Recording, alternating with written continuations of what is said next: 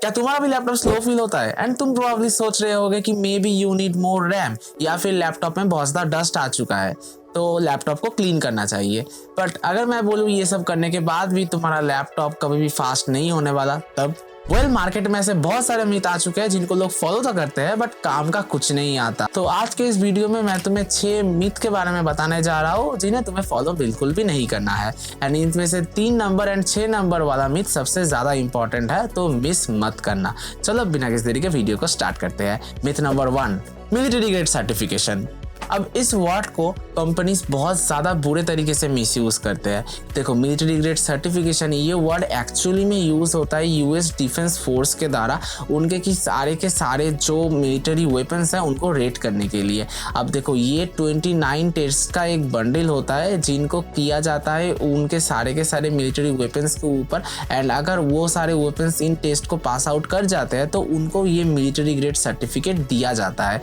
But mobile या फिर laptop companies क्या करते हैं, इन 29 जो टेस्ट होता है, इन 29 टेस्ट में से ही 2 या फिर 3 टेस्ट पकड़ के ले आते हैं एंड उनको अपने खुद के लेबोरेटरी में ही टेस्ट कर डालते हैं। एंड अगर पास आउट हो गया तो अपने प्रोडक्ट के ऊपर मिलिट्री ग्रेड सर्टिफिकेशन चिपका देते हैं। At the end of the day ये यूएस डिफेंस फोर्स उन कंपनीज को दे नहीं रहा, ये सारे के सारे कंपनीज खुद ही टेस्ट करते हैं। एंड अगर उनका प्रोडक्ट पास आउट हो गया तो प्रोडक्ट के ऊपर चिपका देते हैं भाई मिलिट्री ग्रेड सर्टिफिकेशन।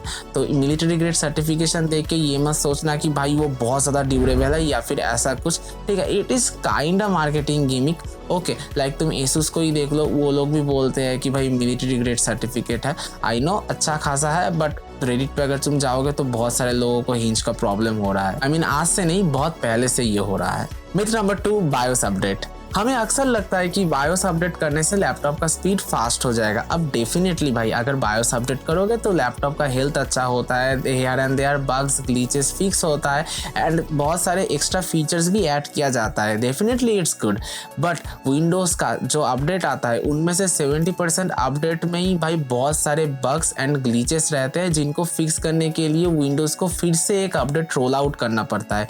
एंड इसका प्राइम एग्जाम्पल अभी 2026 में जनवरी महीने में तुम्हें देखने को मिल गया होगा कि जनवरी में विंडोज में बहुत सारे बग्स आ रहे थे उनको अपडेट्स के ऊपर।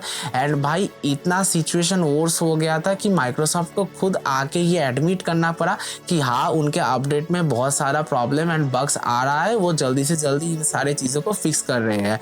अभी तो फरवरी महीना हो चुका है एंड ऑलमोस्ट ये फिक्स हो चुका है, बट अभी भी इसका बैकस्लैश माइक्रोसॉफ्ट को मिल रहा है।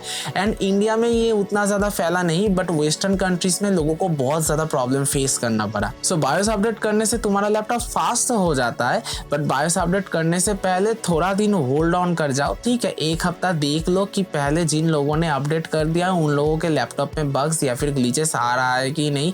बहुत सारे जगह है यार, गूगल पे जाओ, रेडिट पे बहुत सारे ऑप्शंस है, वहाँ से देखो। अगर अपडेट एक्चुअली में अच्छा है, लोगों को कोई प्रॉब्लम नहीं आ रहा, देन अपडेट कर लो। एंड अगर प्रॉब्लम आ रहा है लोगों को, देन वेट करो। माइक्रोसॉफ्ट एक हफ्ता बाद फिर से एक अपडेट देता है उस बग्स को फिक्स करने के लिए, फिर दोनों अपडेट एक साथ कर लेना। आई मीन मैं 2-3 अपडेट एक साथ ही करता हूँ, ठीक है, सब कुछ देखने के बाद ऑनलाइन पे कि सारा माजरा ठीक ठाक चल रहा है कि नहीं।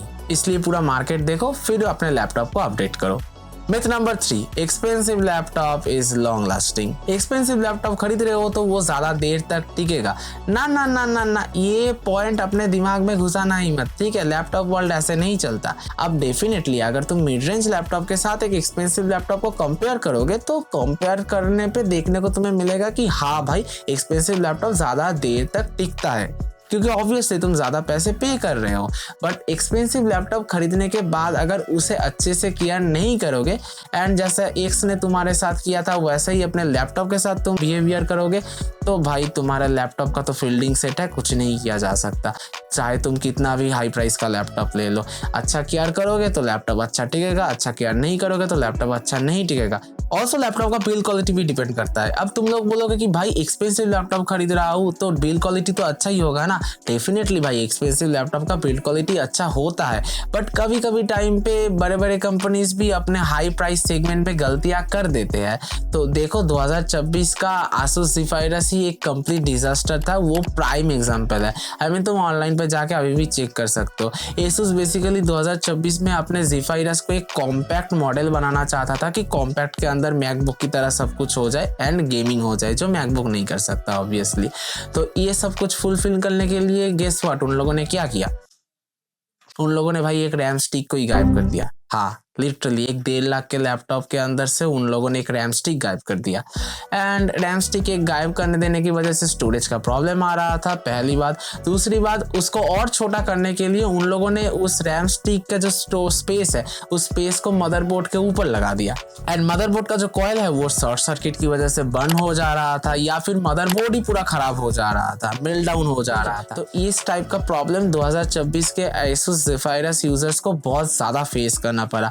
एंड इस सेम काइंड का चीज हमारे एसर के साथ भी हुआ था। एसर का जो प्रेडेटर हेलियोस नियो सीरीज आता है, उन लोगों ने उसी सीरीज के अंदर उनका नाइट्रो सीरीज का बॉडी यूज कर लिया। अब डेफिनेटली एक हाई एंड तुम लैपटॉप के अंदर वो नाइट्रो सीरीज का बजट वाला बॉडी पार्ट यूज कर रहे हो।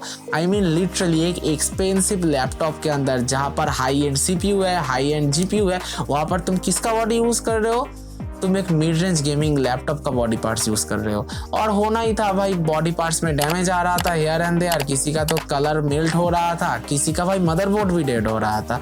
वैसे फिलहाल अभी 2026 चल रहा है एंड Asus का तो Zephyrus मॉडल में 2025 का सब कुछ फिक्स हो गया है। एंड Acer Predator जो न्यू सीरीज है उसको भी Acer ने कम्प्लीटली फिक्स कर दिया है, तो अभी तो खरीद सकते हो, कोई प्रॉब्लम नहीं है। बट 2026 में और भी बहुत सारे सीरीज आने वाले हैं, ठीक है। तो अभी हमें देखना पड़ेगा कि भाई उन सीरीज में प्रॉब्लम आता है कि नहीं, क्योंकि कंपनी अक्सर रिसर्च करने के टाइम बहुत सारी गलतियां कर देते हैं, तो उनको देख के खरीदना होगा। इसलिए अगर एक्सपेंसिव लैपटॉप खरीद रहे हो तो भाई आंखें मत बंद कर देना कि भाई मैं तो एक्सपेंसिव लैपटॉप खरीद रहा हूँ, अच्छा ही होगा। कंप्लीट रिसर्च करके फिर खरीदना, क्योंकि एक्सपेंसिव लैपटॉप के साथ बहुत सारे माजरा ऑलरेडी हो चुका है इन पास्ट में। वैसे यहाँ तक अगर वीडियो को देख रहे हो एंड वीडियो अच्छा लग रहा है तो भाई चैनल को सब्सक्राइब कर दो, बहुत ज्यादा हेल्प हो जाता है। And sorry for the bad camera quality, मेरे को पता है भाई, मेरे पे पैसा नहीं है कि मैं एक अच्छा मोबाइल खरीद सकूं अभी, तो भाई प्लीज एडजस्ट कर लो। Myth number 4, antivirus makes your laptop faster.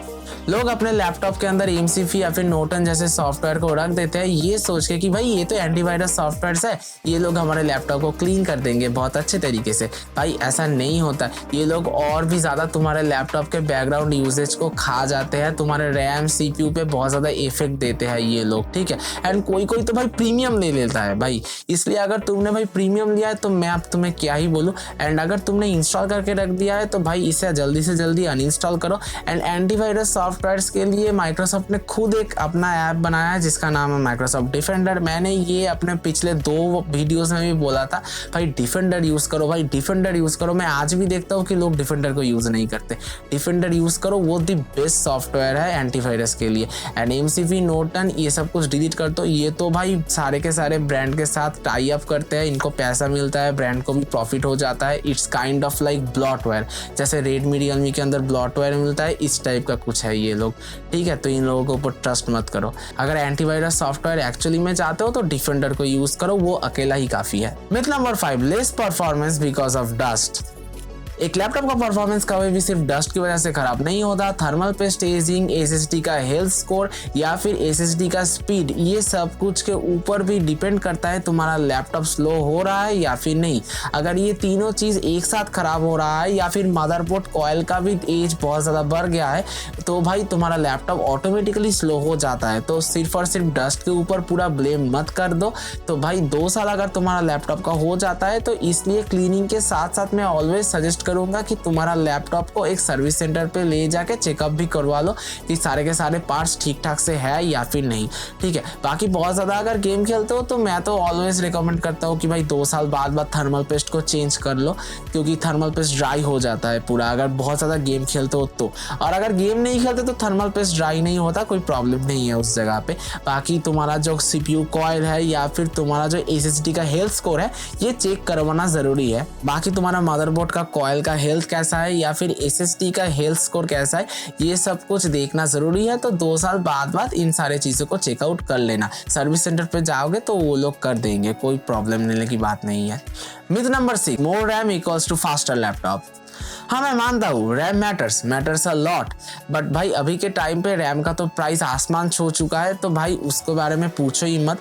बाकी तुम्हारे लैपटॉप का रैम और ज़्यादा चाहिए या फिर नहीं, ये बहुत सारे सिनेरियोज पे डिपेंड करता है। लाइक तुम्हारे लैपटॉप में भाई अगर i5 है तो भाई 32 GB का रैम लगा के क्या करोगे, कोई काम का नहीं आता हुआ। लाइक अगर तुम बहुत सारे सॉफ्टवेयर्स एक साथ चलाते हो, लाइक तुम Photoshop, Premiere Pro, After Effects सब कुछ एक साथ चला रहे हो, या फिर कुछ तैयार कर रहे हो वेब डेवलपमेंट का बहुत ज़्यादा हेवी वाला प्रोजेक्ट, ब्लेंडरिंग में काम कर रहे हो, देन रैम का ज़रूरत है। या फिर अगर तुम हाई डिमांडिंग AAA गेम्स खेल रहे हो जिनके लिए रैम का मेन प्रोसीड्यूर लगता है, आई मीन बहुत सारे गेम्स हैं लाइक फ्रोजा या फिर लास्ट ऑफ अस, ये टाइप के गेम पे मेनली रैम का यूज़ होता है GPU या फिर CPU के कंपैरिजन में, तो भाई तुम्हें रैम एक अपग्रेड कर लेना चाहिए। बाकी अगर तुम सोच रहे हो कि भाई रैम अपग्रेड करने से तुम्हारा लैपटॉप फास्ट हो जाएगा, तो बिल्कुल भी फास्ट नहीं होता। बाकी तुम्हारा लैपटॉप का स्पीड डिपेंड करता है एक्चुअली SSD के हेल्थ एंड SSD के स्पीड के ऊपर। अगर वो दोनों घटिया हो जाते हैं तो भाई तुम्हारा लैपटॉप स्लो हो जाएगा, कतई तुम रैम लगा लो भाई, कोई फायदा नहीं होने वाला। बाकी आज की इस वीडियो में इतना ही था। थैंक यू सो मच इस वीडियो को एंड तक देखने के लिए। अगर वीडियो को अच्छा लग रहा है तो भाई सब्सक्राइब कर दो।